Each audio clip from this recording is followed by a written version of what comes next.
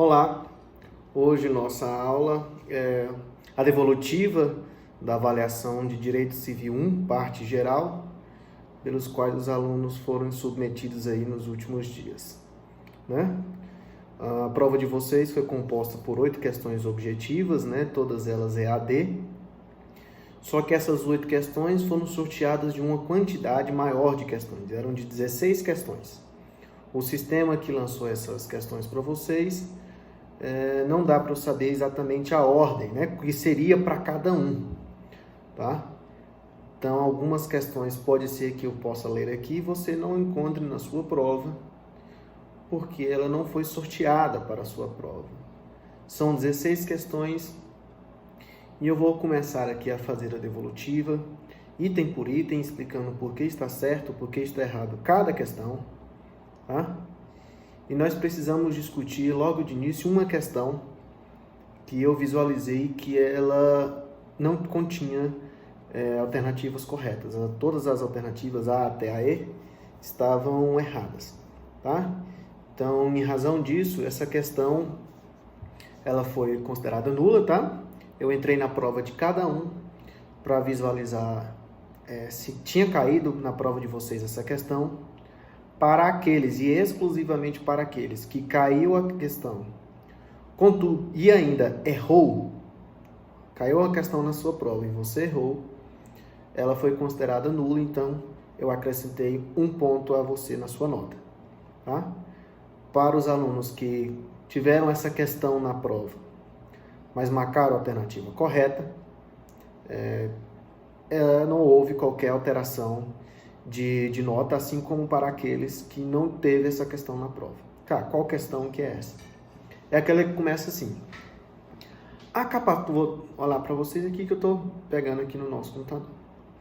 A capacidade é a medida jurídica da personalidade jurídica, sendo ela dividida em capacidade de direito ou de gozo e a capacidade de fato ou de atividade ou de exercício.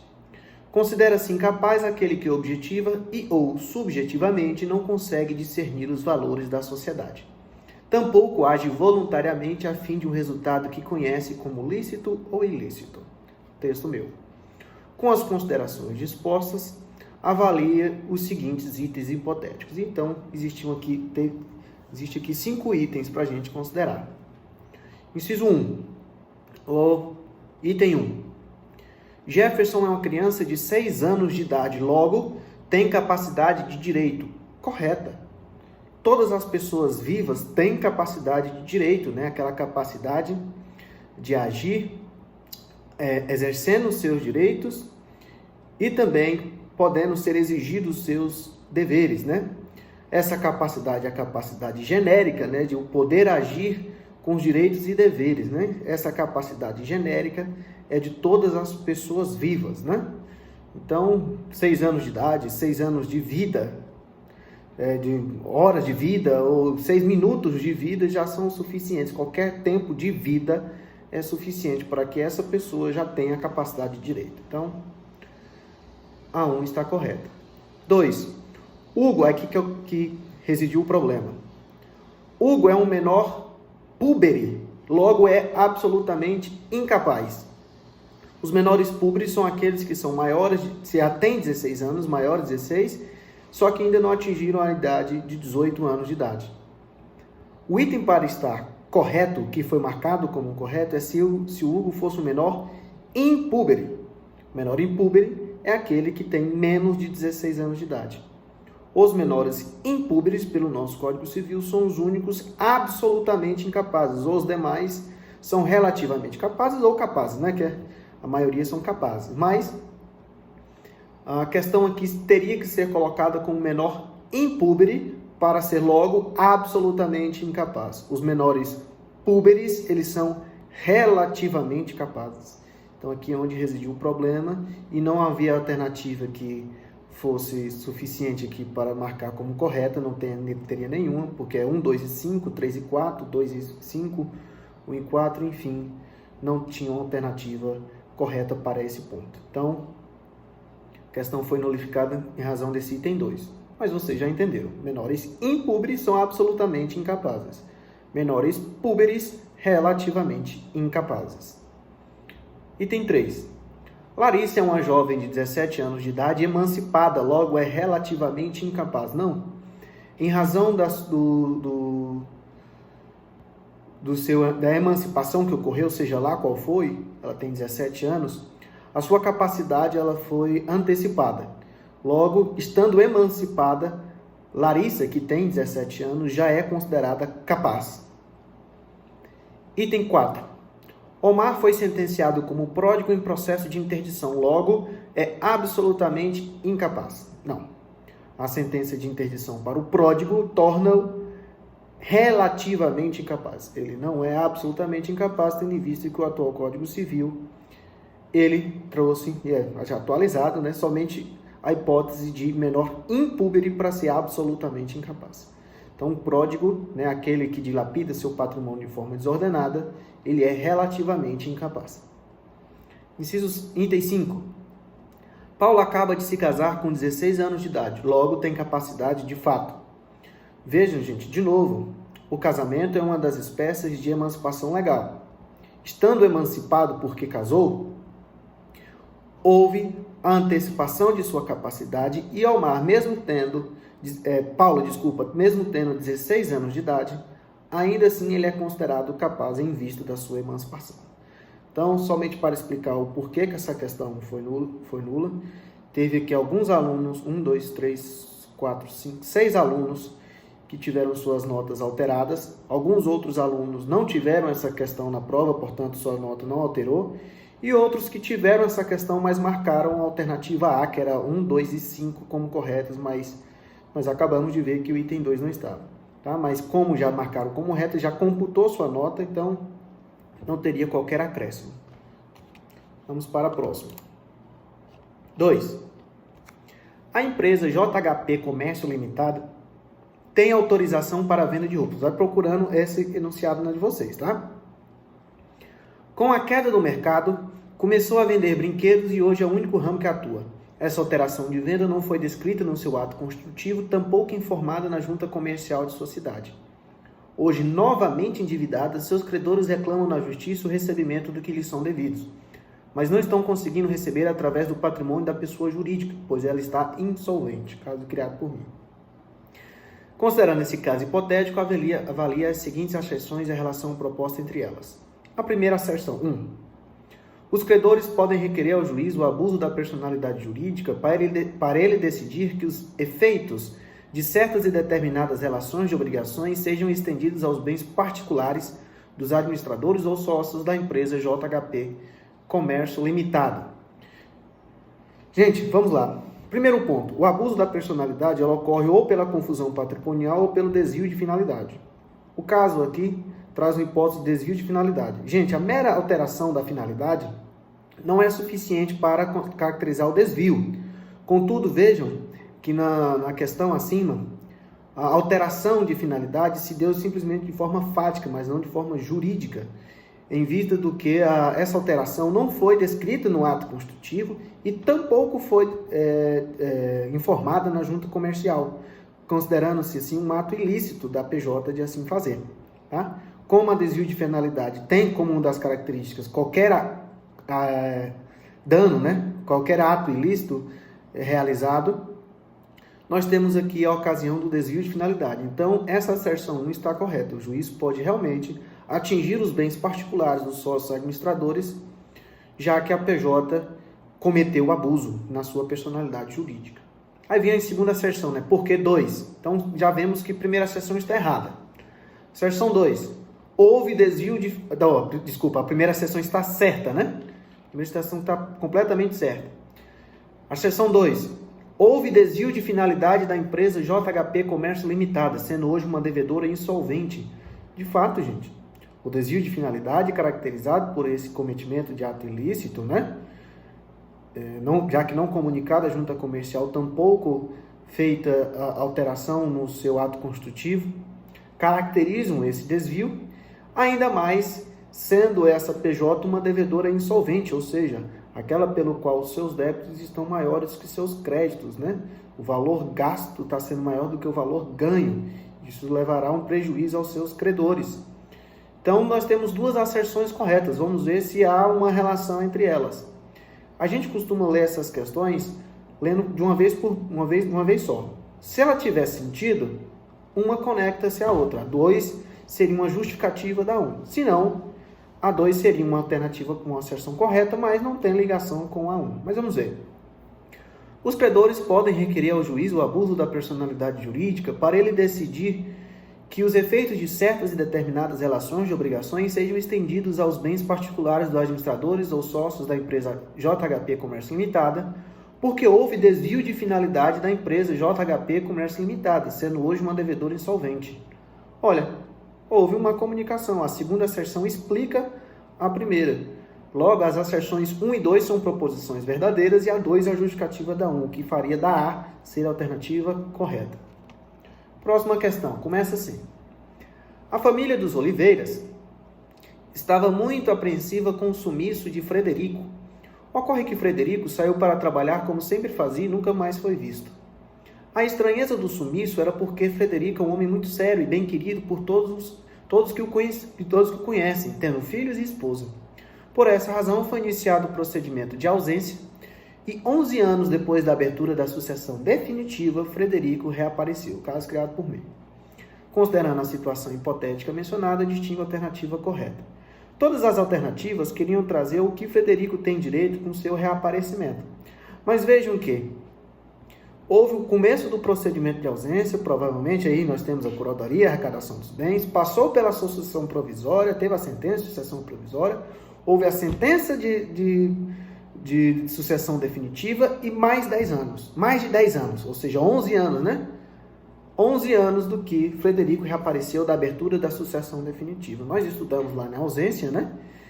Que passados 10 anos da sentença de abertura da sucessão definitiva, o ausente, ele é declarado morto e, se acaso reaparecer, não teria direitos a quaisquer bens. O que faz dessa questão 3 ter como correta a letra E, que fala, pelo reaparecimento de Frederico, ele não terá direito a reaver qualquer bem que deixou.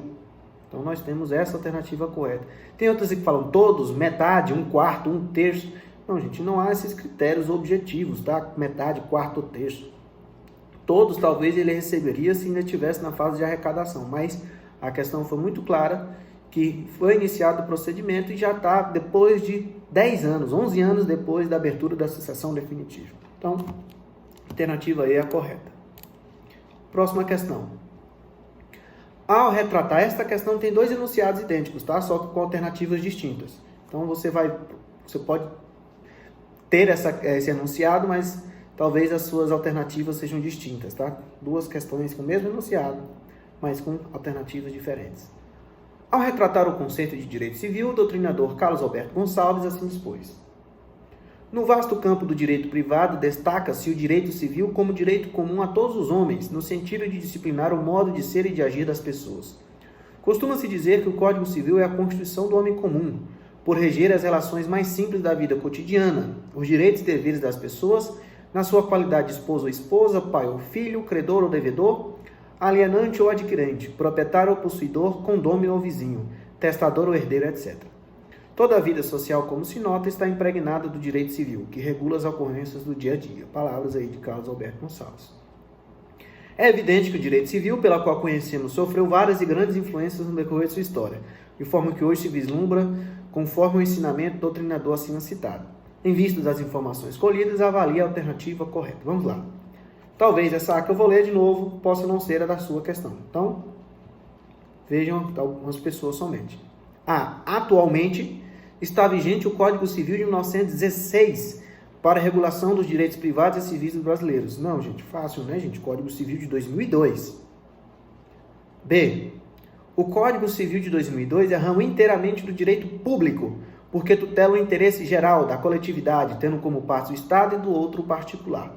Não, gente, o Código Civil de 2002 é considerado o ramo do direito privado, majoritariamente do direito privado. Alguns falam que poucas normas do Código Civil têm normas de direito público, mas não. O Código Civil é considerado direito comum, né? É considerado direito privado, as relações interpessoais, né? E essa alternativa estaria errada por esse ponto. Alternativa C, que é a correta. o Código Civil de 2002 abrogou o Código Civil de 1916. De fato, gente, a abrogação, a revogação total. Uma vez vigente o Código Civil de 2002, no dia 10 de janeiro de 2003, né? Houve a abrogação aí do Código Civil anterior, que era o de 1916, ou seja, todas as normas do Código Civil de 1916 estão revogadas pelo atual Código. Alternativa D. A legislação civil que era vigente antes do Código Civil de 2002 eram as ordenações reais. Não, gente. Antes de 2002 nós tínhamos o Código de 1916. Antes de 1916, de fato, a legislação civil estava às mãos das ordenações reais, tá? Que as ordenações reais ainda continuaram vigentes depois da nossa independência. Então, o primeiro Código Civil que nós tivemos foi o de 1916. O próximo, que é o atual, de 2002. Alternativa E. A maior influência do direito civil brasileiro é o direito que foi trazido pelos países da China e Japão. Não.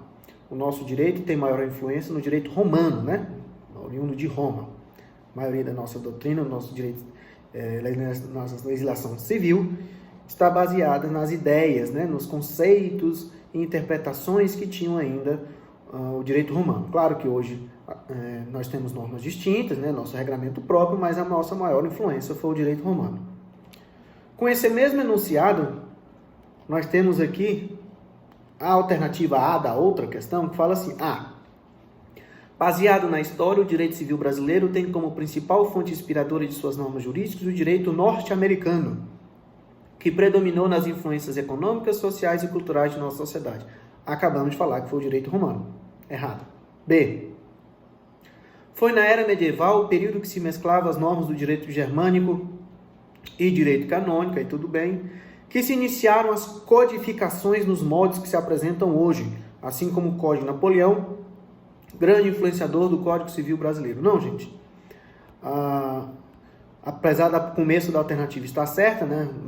Está mesclado o direito germânico e o direito canônico, mas as codificações iniciaram somente na era contemporânea, tá? E o Código Napoleão está dentro dele, que o código já é de 1804.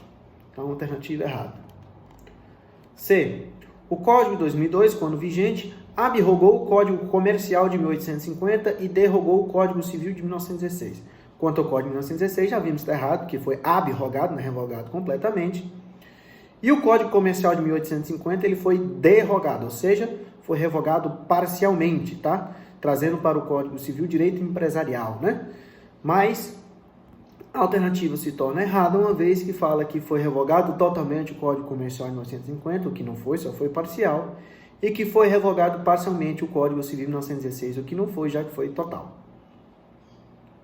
A alternativa D, que é a correta, fala: a preocupação principiológica é marca do Código Civil de 2002, que elegeu os pilares da operabilidade, sociabilidade e eticidade para a elaboração do corpo normativo jurídico perfeito, gente. A operabilidade, a sociabilidade e a eticidade são os pilares do nosso Código Civil atual. A eticidade, ela busca compatibilizar os valores técnicos, por exemplo, a separação de parte geral, parte especial, a divisão dos livros, enfim, do Código Civil de 1916, além de trazer, pelo próprio palavra que lembra mais a eticidade, os valores éticos, né, que a gente precisa para operarmos em sociedade. Já a sociabilidade, ela surge em contraposição ao que era o Código Civil de 1916, extremamente agrário, individualista, patriarcal, a trazer uma ideia mais social do direito, a influenciar o direito a caminhos de efeitos não somente entre os particulares que negociam ou que se relacionam, mas com toda uma sociedade. Então, nós temos aí a sociabilidade. Já a operabilidade veio trazer uma maior facilidade de interpretação das normas e um maior poder aos magistrados para que eles tivessem a busca da justiça, não ficassem focados na letra fria ipsiliteris da lei. Então, a operabilidade, mais um dos pilares. E aí está perfeita a alternativa D. A alternativa E fala: o atual Código Civil tem características marcantes, sendo considerado majoritariamente como conservador, agrário, patrimonialista, individualista e patriarcal.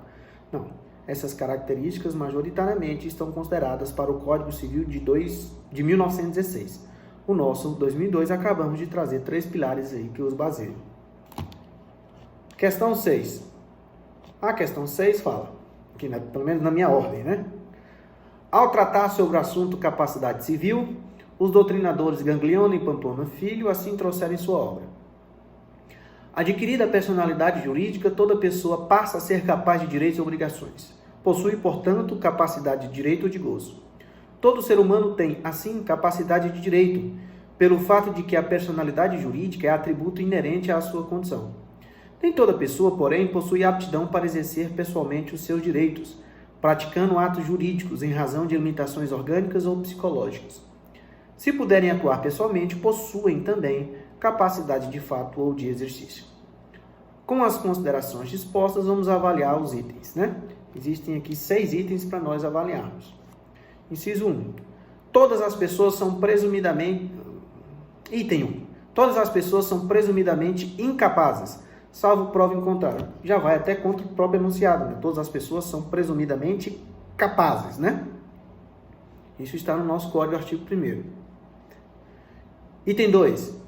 A incapacidade decorre exclusivamente de critério objetivo, caracterizado pela idade. Não, nós também temos o caráter subjetivo, nessa análise psicológica dos agentes, para vermos, através de sentenças, no caso dos relativamente capazes, fora os menores púberes, para a gente analisar o psicológico das pessoas, né? Os menores púberes já são presumidamente, subjetivamente incapazes, né?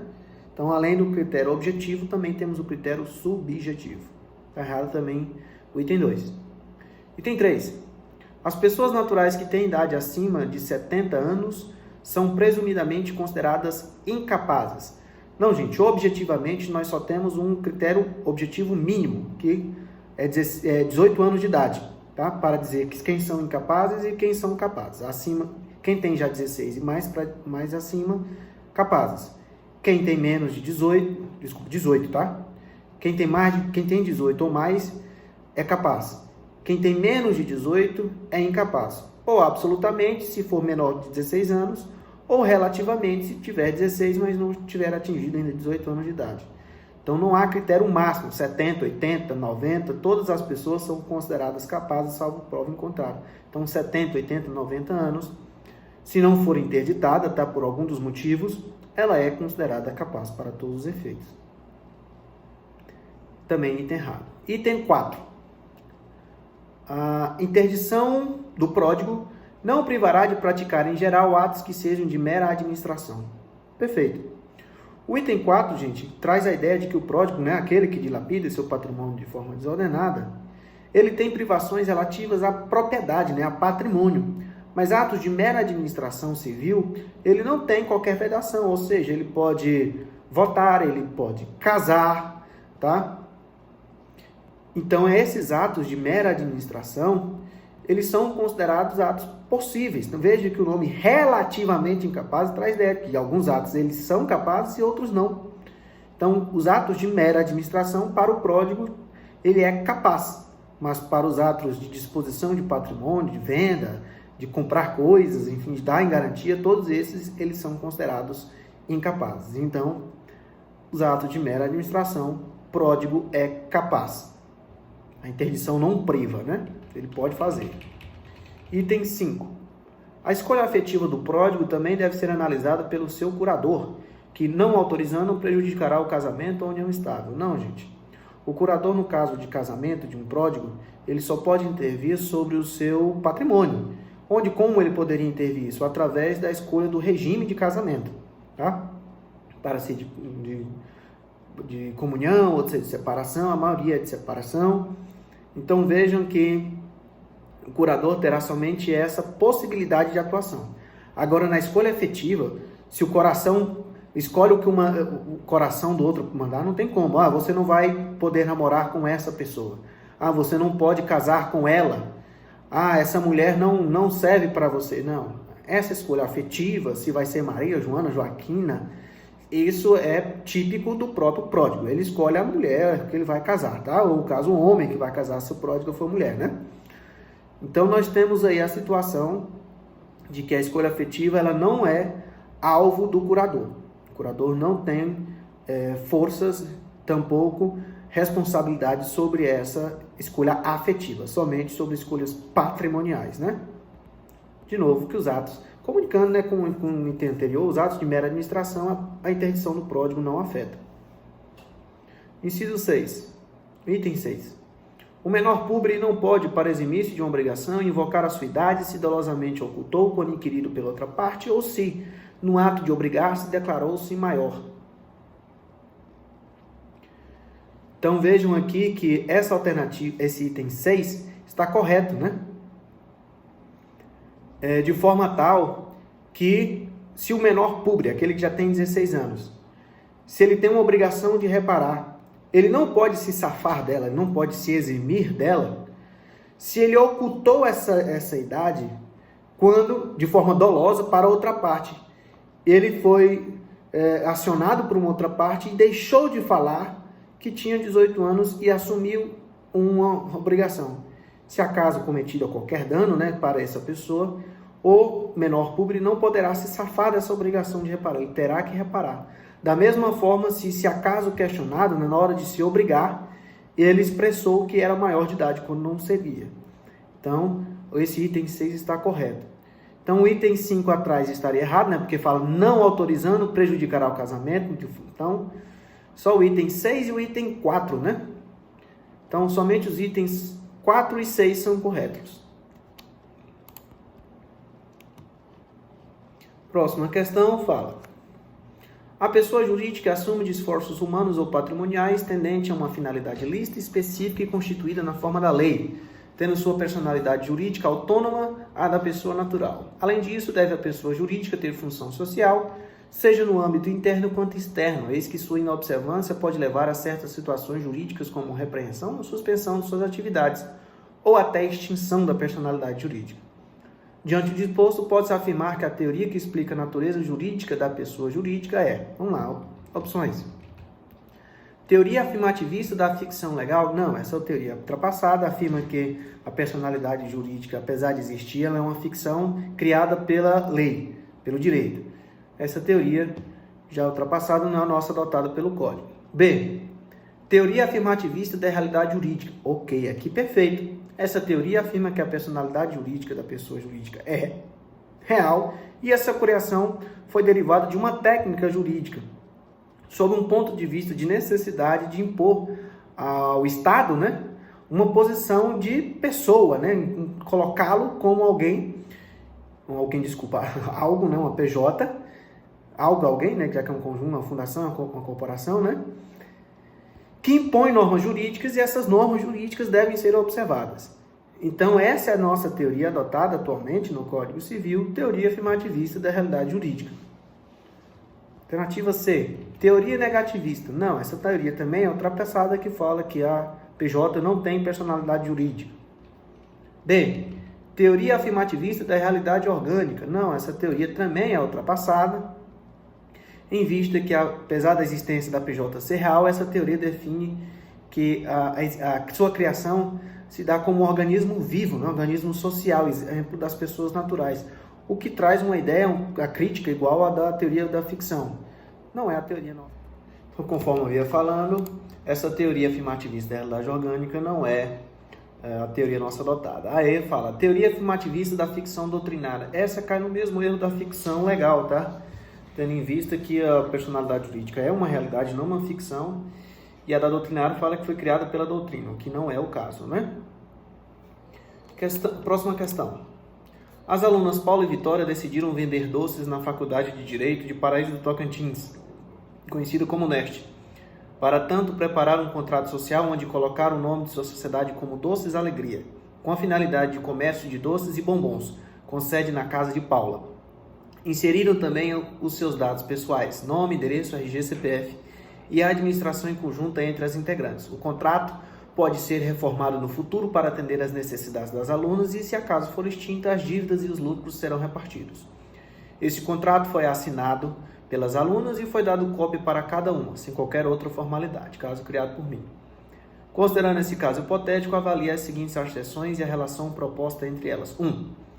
O contrato social elaborado segue os requisitos do ato constitutivo. Logo, a reunião de Paula e Vitória com os bens que servirão para comércio de doces e bombons é considerada uma pessoa jurídica. Não, gente, essa asserção é falsa. tendo em vista que está faltando um requisito básico desse ato constitutivo, que é ser registrado.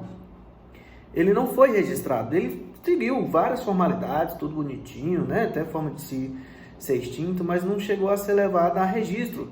Então, não é considerado PJ, uma vez que faltou a constituição desse direito. Sem o registro, não há a pessoa jurídica, né? A próxima asserção. A sociedade firmada por Paulo e Vitória é de fato. Não, gente, sociedades de fato são aquelas que nem ato constitutivo têm. No caso, estamos vendo um exemplo de sociedade regular, pelo qual há um ato constitutivo, mas ele não foi levado a registro.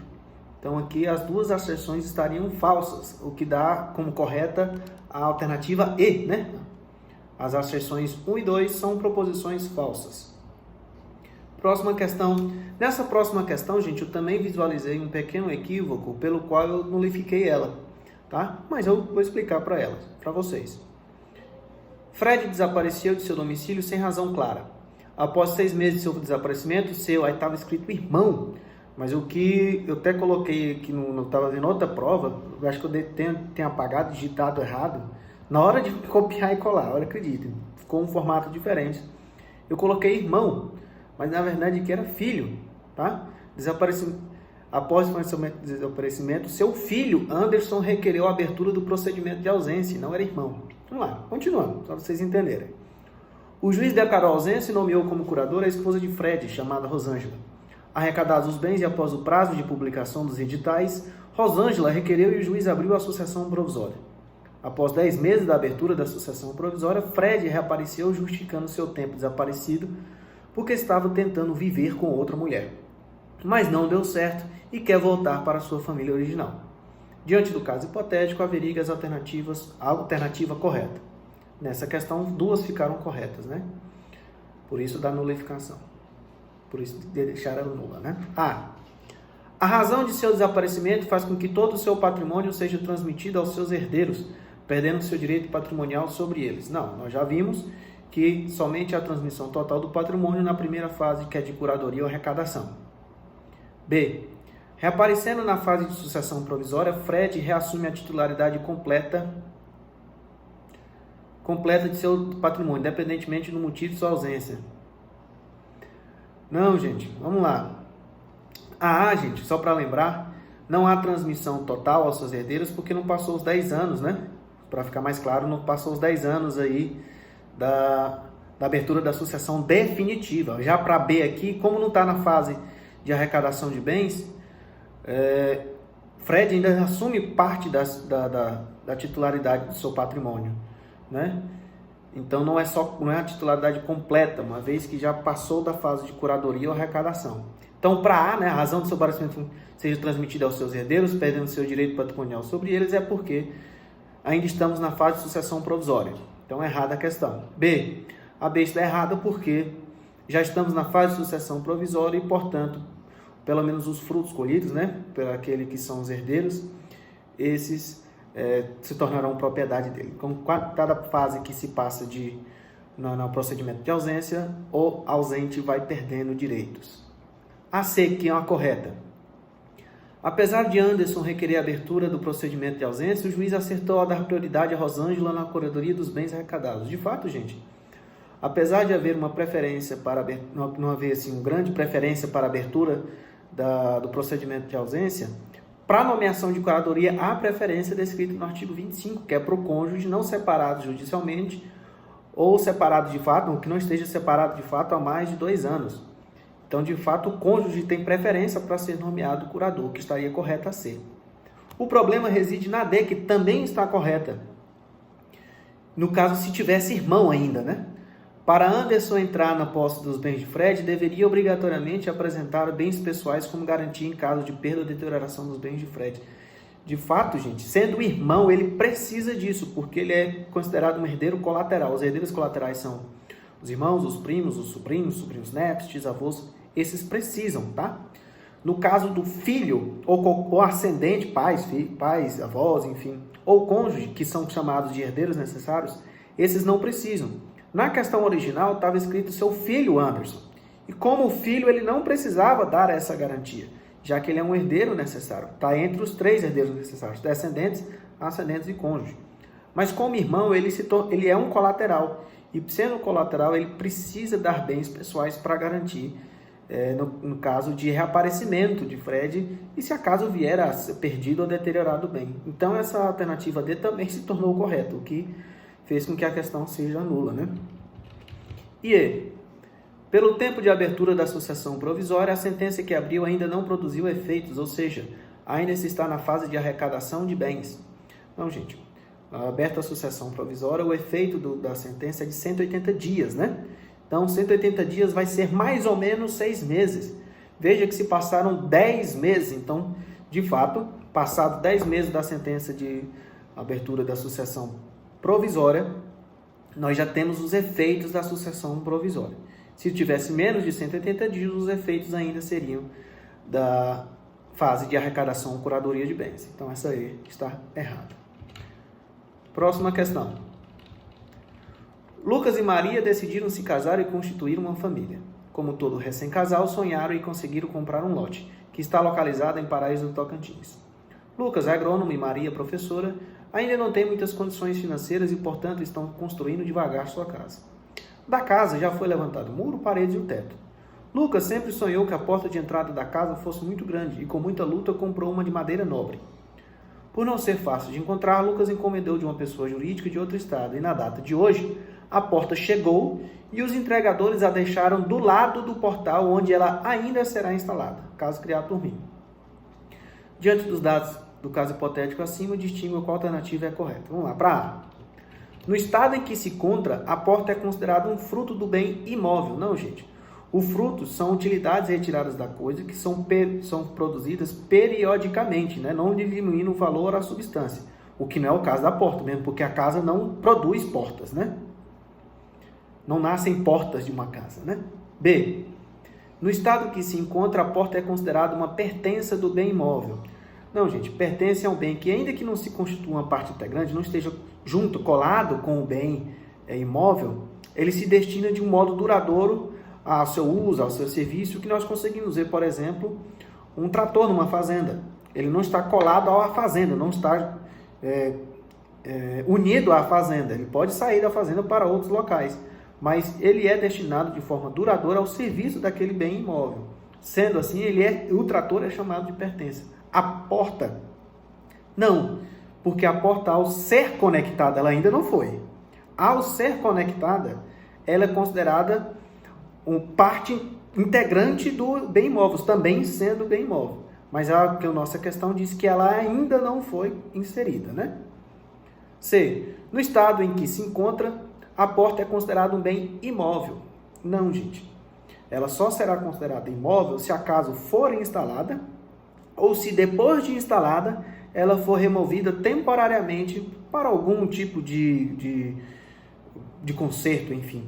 Agora, como ela ainda não foi instalada, ela é considerada um bem móvel, tá? Por isso que essa está errada. D. No estado em que se encontra, a porta é considerada um bem coletivo. Não, gente, bem coletivo é uma pluralidade de bens singulares que, pertinentes a uma pessoa só, ela tem uma destinação unitária. Nós podemos falar sobre uma floresta, exemplo. Uma floresta é um conjunto de bens singulares. Quais são bem esses bens? As árvores, né? No caso aqui, a porta é considerada um bem singular, pois, embora seja reunida de alguns outros bens, que é o material orgânico que compõe a porta, a fechadura da porta, elas se consideram de per si, elas se consideram por inteiro, tá? Independente das demais. Então, a porta é considerada um bem singular. E, enquanto não empregada na casa, a porta é considerada bem móvel. Perfeito, isso está no nosso artigo 84, que fala que os materiais destinados, né, a uma construção, se ainda não forem empregados nessa construção, elas conservam sua qualidade de móveis. Então, enquanto elas não forem adicionadas, no caso a porta for instalada na casa, ela ainda é considerada um bem móvel. Próxima questão. Na visão de Eupídio Donizete, o tema sobre maioridade e emancipação é assim contemplado. Aos 18 anos completos, a pessoa adquire a capacidade plena para a prática por si dos atos da vida civil. Artigo 5º do Código. Não obstante, a lei admite que certas pessoas menores de 18 anos adquiram a capacidade plena por meio da emancipação de que trata o parágrafo único do artigo 5º. Emancipação, pois, é o ato jurídico por meio do qual se atribui capacidade jurídica plena a um menor. Sobre os ensinamentos acima descritos, distingue a alternativa correta. Vamos lá para A. A emancipação legal se dá por concessão por apenas um dos pais, na discordância do outro, ou quando o menor estiver sob tutela. Não, gente. Pelo menos a parte da tutela e também a parte dos pais, eles são distintos da emancipação legal, tá? Por apenas um dos pais na discordância do outro e a sob tutela, nós temos a forma judicial, pelo qual precisa de um juiz para assim decidir. A emancipação legal é aquela que ocorre pelo ato ocorrido, independente se houve vontade das partes ou julgamento para isso. A lei prevê essa hipótese, é uma hipótese legal. Quais são as hipóteses de emancipação legal? Nós temos o casamento, o exercício de emprego público efetivo, colação de grau em curso de ensino superior, estabelecimento civil ou empresarial, existência de relação de emprego, relação empregatícia, desde que através dessa relação ele tenha autonomia, né? Essas são as hipóteses trazidas no artigo 5º, né? Que são do inciso 2 até o inciso 5 do Código Civil, que são emancipações legais, ocorrendo qualquer uma dessas hipóteses, sem precisar de concessão de alguém, sem precisar de julgamento. O simples fato de ocorrer uma dessas hipóteses, a lei já prevê emancipação. E essas lidas no artigo A, na alternativa A, são hipóteses de emancipações judiciais. B. Mesmo sendo voluntária, a emancipação deve ser registrada em cartório de registro civil. Perfeito, gente. A emancipação voluntária e a judicial, elas precisam ser registradas, tá? Num cartório de registro civil, tá? Essa exigência legal é trazida no artigo 9º, inciso 2 do Código Civil. A emancipação legal não precisa ser registrada no cartório de registro civil. C. Então a B está correta. C. O divórcio de menor gera retroação da emancipação. Ou seja, o menor deixa de ser emancipado se vier a divorciar antes da maioridade. Então, gente, o casamento, né, é um ato irretratável e irrevogável. Então, uma vez feito o casamento, logo a emancipação legal, a pessoa emancipada, ela não deixa de ser emancipada se acaso vier a se extinguir este casamento, se vier a ser divorciado. Então, imagine alguém que casa aos 16 e divorcia aos 17. Ele não retroagiu a sua capacidade, ou seja, ele continua capaz porque casou. Então, o casamento aos 16 anos de idade fez com que ele, ao resto do seu tempo, né, que até os 18, né, ele tenha essa antecipação da capacidade. Após os 18 é capaz comum, né? Mas qualquer divórcio ocorrido no intervalo entre 16 e 18 não altera a situação de emancipado e, portanto, de capaz. D. O menor está legalmente emancipado se colar grau em curso de ensino médio. Não, gente. A hipótese legal é de colação de grau em curso de ensino superior. E. A denegação do consentimento pelos pais para o casamento do menor, mesmo que injusta, faz parte do poder de família e logo não terá o menor outra opção senão esperar a maioridade. Não, gente. No caso de ser uma denegação injusta, os pais negarem o casamento, a possibilidade de o menor pobre casar, é possível, se caso não é injusta, o menor consiga a autorização judicial para isso, o suprimento judicial para essa negativa dos pais, porque é injusto, tá?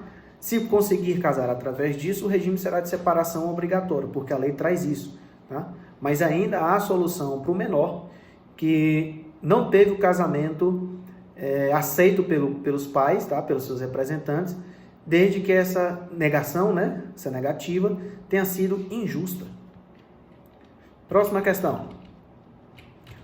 O domicílio da pessoa natural ou jurídica é o local onde se irradiam suas atividades jurídicas. No caso do domicílio da pessoa natural, entende-se ser aquele lugar onde a pessoa, de modo definitivo, estabelece sua residência e o centro principal de sua atividade. Logo, é uma sede jurídica. Quando se fala de alguém preso, reconhece-se que seu domicílio seja aquele onde está cumprindo sua pena, porque aí temos alternativas para nós complementarmos. Porque esse é o seu domicílio de origem? Não, gente. Domicílio de origem é um local de nascimento. B. Esse é o seu domicílio necessário? Correto, tá? O domicílio do preso é o seu estabelecimento prisional, porque a lei assim atribui. Está no artigo 76 do Código Civil. Necessariamente, aquele estabelecimento prisional será considerado o seu domicílio. C. Esse seu domicílio voluntário geral? Não, gente, o domicílio voluntário geral é aquele que depende exclusivamente da vontade do interessado. Acredito que nenhum preso tenha a vontade de residir e ter como domicílio o estabelecimento prisional. Então, essa alternativa aqui está errada. D. Esse é o seu domicílio voluntário especial por contrato? Não, gente, o domicílio especial por contrato é aquele em que as partes, ao firmar um negócio jurídico, eles impõem em alguma cláusula qual o local que eles vão discutir pagamento, ou vão discutir se uma cláusula estiver errada, algo que seja bastante com acordo em comum, tá? Entre eles. Então, não é um contrato que se faz para um preso, né? Uma pessoa que está presa porque cometeu um crime, não fez um contrato com a vítima, tampouco com o Estado, tampouco com ninguém, né? E. Esse é o seu domicílio voluntário especial por eleição. Não, esse domicílio especial por eleição é aquele pela qual partes num processo elegem um local onde o seu processo irá tramitar. Isso está no artigo 63 do CPC. Tá? Aqui não é a situação mesmo porque a pessoa está presa, né? Próxima questão, que seria a 13 para mim aqui. O momento da aquisição da personalidade jurídica da pessoa natural ainda é bastante discutida pelos estudiosos do direito, principalmente quando se leva em conta o texto da lei civil, os nascituros e os natimortos. Considerando os estudos sobre as teorias que explicam a aquisição da personalidade jurídica e sua relação com os nascituros e natimortos, pode-se asseverar que, vamos lá, A. Segundo a teoria da personalidade condicional, o nascituro já tem personalidade material. Não, gente. Enquanto não nascer, que é a condição, ele tem somente personalidade formal. Nascendo, que é a condição, ele teria a personalidade material. Mas como nascituro, ele é concebido, mas ainda não nascido. B. O natimorto não tem direito algum, tendo em vista que já nasceu morto. Não, gente, apesar do natimorto não ter direitos patrimoniais, eles têm direitos extrapatrimoniais, descritos, por exemplo, como nome, como sua sepultura, como sua imagem. Esses direitos estão presentes também para o natimorto. C. Segundo a teoria negativista, o nascituro não tem personalidade jurídica. Perfeito, olha o nome, negativista, ele nega. Tá? A teoria negativista, que também é chamada de teoria concepcionista, vem afirmar que a teoria natalista, tá? Teoria negativista tem sinônimo de teoria natalista. A teoria negativista ou natalista, ela só vem afirmar que só vem falar que o ser humano tem personalidade jurídica se acaso ele nascer com vida. Enquanto ele for nascituro, enquanto ele estiver ainda na barriga de sua mãe, então ele não teria essa personalidade. Tá? Então seria a alternativa correta. D. O nascimento com vida é detectado pelo funcionamento cerebral. Não, gente. O nascimento com vida, ele é baseado no sistema cardiorrespiratório, tá? O funcionamento cerebral é para a morte. E, segundo a teoria concepcionista, o nascituro só tem personalidade jurídica com o nascimento com vida. Não. A teoria concepcionista fala que é desde a concepção, tá? Desde o momento em que o óvulo foi fecundado pelo esperma do homem e esteja na barriga da mãe, tá? Ainda não nascido. Então, a teoria concepcionista vem afirmar que desde este momento, o nascituro já tem personalidade jurídica. Então, se ele nascer com vida ou não, independe, tá? Então, a teoria concepcionista aqui, o nascituro já tem personalidade jurídica, ainda que não venha nascer com vida. É errada essa alternativa. Questão 14. A antepenúltima, né? Segundo o artigo 45 do Código Civil de 2002, começa a existência legal das pessoas jurídicas de direito privado com inscrição do ato constitutivo no respectivo registro, precedida, quando necessário, de autorização ou aprovação do Poder Executivo, averbando-se no registro todas as alterações por que passar o ato constitutivo. Dentre as várias pessoas jurídicas, aquela que, após adquirir personalidade jurídica, deve registrar seu estatuto no Tribunal Superior Eleitoral é o Essa, fácil, né, gente? Olha as alternativas. Sociedade de advogados, associação, fundação, partido político, cooperativa. Nós estamos falando do Tribunal Superior Eleitoral. O que tem mais a ver aqui com eleição? O partido político, né? Então, o partido político aqui é a nossa solução para a questão 14. As demais têm regramentos próprios, né? Se é em cartório, ou se é na própria OAB, né? No caso do Sociedade de Advogados, ou se é na Junta Comercial, enfim. Mas para essa aqui, TSE, né? Tribunal Superior Eleitoral, além de adquirir a personalidade jurídica, ter que registrar seu estatuto, poderia somente ser o partido político. Próximo. Sobre a personalidade jurídica da pessoa, o doutrinador Paulo Nader traz o seguinte ensinamento. A pessoa humana é um ser singularizado que possui vida própria, individualizada e desempenha papel no âmbito da família e sociedade. Identifica-se por um conjunto de atributos, alguns comuns aos semelhantes e outros peculiares. Cada ente humano possui a sua personalidade e esta é o modo individual de ser da pessoa, suas características, seus valores e atitudes. Não há de se confundir a personalidade do ponto de vista da psicologia, maneira de ser, agir e de reagir, da personalidade jurídica. Esta constitui a aptidão para ser titular de direito e de deveres na ordem civil. Inerente ao ser humano, a personalidade jurídica, todavia, se estende à categoria das chamadas pessoas jurídicas, que são grupos de pessoas ou acervos de bens, formados consoante a lei, a quem a ordem jurídica confere personalidade. Em vista do ensinamento reto, analise a alternativa correta. Vamos lá. A. Esse enunciado, tá, gente? É idêntico em duas questões. Então, essa A pode ser diferente da sua. Agora a gente vai ver, pode chegar a ver a sua. Então, essa A, para esse enunciado, começa. Considera-se nascituro a criança que já nasce morta. Não, gente. O nome disso é natimorto. Nascituro é aquele já concebido e ainda não nascido. B. Só pode ser sujeito de direito a pessoa natural, estando excluída, portanto, a pessoa jurídica. Não. Sujeito de direito quer dizer da pessoa que tem personalidade jurídica. Quais são as pessoas que têm personalidade jurídica? A pessoa natural e a pessoa jurídica. Então, nós temos aí a alternativa errada. C.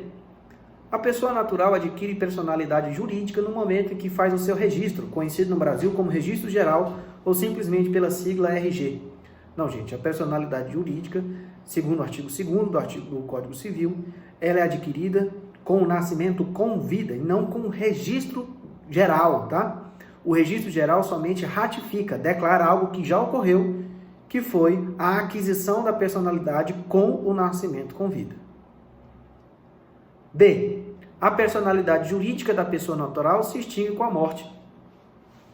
Tranquilo. Se a personalidade jurídica da pessoa natural se inicia com a vida, né? Nascimento com vida, a morte seria seu termo final, né? Então, essa é a alternativa perfeita, correta. D. A. E. Os índios, mesmo aqueles não integrados, estão obrigados a efetuar o registro de nascimento, devendo comparecer ao cartório de registro civil para tal. Não. Esses índios, chamados silvícolas, eles não estão obrigados mesmo porque eles não estão familiarizados com a nossa cultura. Sendo assim, eles não podem ser obrigados a sair do seu local, do seu ambiente natural, muitas vezes nem porque não sabem nem falar o nosso português, não entendem o porquê que nós usamos essas roupas, usamos o que temos aí como instrumentos.